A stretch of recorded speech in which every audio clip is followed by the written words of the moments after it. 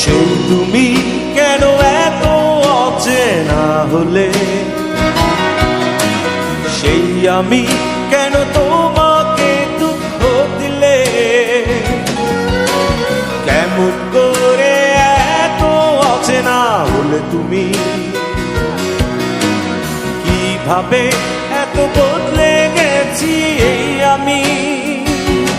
ও বুকেরই সব কষ্ট দুহাত সরিয়ে